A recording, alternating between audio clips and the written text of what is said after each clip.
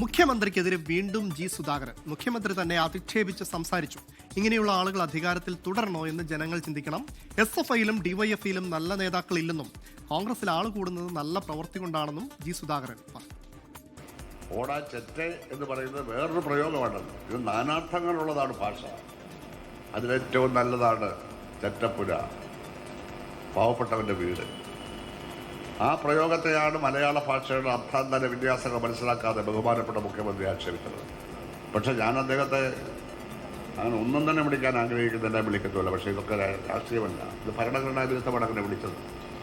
മുഖ്യമന്ത്രി സ്ഥാനത്തോട് ഇരിക്കാൻ യോഗ്യതയില്ലാത്ത കാര്യമാണ് ആ വിളി. കാരണം ഒരു MLA ഒരു അസംബ്ലി സ്ഥാനാർത്ഥിയെ വേറൊരു സ്ഥാനാർത്ഥിയെ ചീത്ത വിളിക്കുകയാണ്. അത് ഭരണഘടനാ വിരുദ്ധമാണ്. ഇങ്ങനെയുള്ള ആളുകളൊക്കെ അധികാരത്തിൽ ഇരുന്ന് നമ്മുടെ സ്ഥിതി എന്തായി? ഇതാണ് വെച്ചത്. എത്ര പേരെയാണ് പാർട്ടിക്ക് എതിരാക്കുന്നത് ഓരോ ദിവസവും? എത്ര പേര്?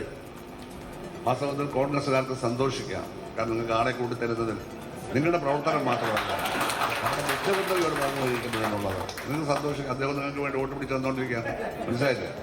നിങ്ങളുടെ പ്രവർത്തനം കൊണ്ട് കിട്ടുന്നുണ്ട്. അപ്പോൾ തീർച്ചയായും നമ്മൾ ഒരുപാട് ചിന്തിക്കണം. ചിന്തിച്ച് മാത്രമേ ഒരു സമൂഹം മുന്നോട്ട്. ചിന്താശക്തി ഇല്ലാത്ത തലമുറയെ ഉണ്ടാക്കാനാണ് ശ്രമിക്കുന്നത്.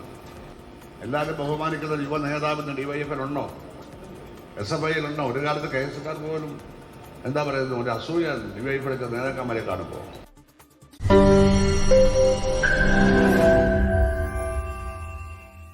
ലോകത്തെവിടെയായാലും ഏത് സമയത്തും 24 വാർത്തകളും ഓഗ്മെന്റഡ് റിയാലിറ്റി പാക്കേജുകളും എക്സ്പ്ലെയിനറുകളും വിശദമായി കാണാൻ ഞങ്ങളുടെ YouTube ചാനൽ നിങ്ങൾക്ക് സബ്സ്ക്രൈബ് ചെയ്യാം.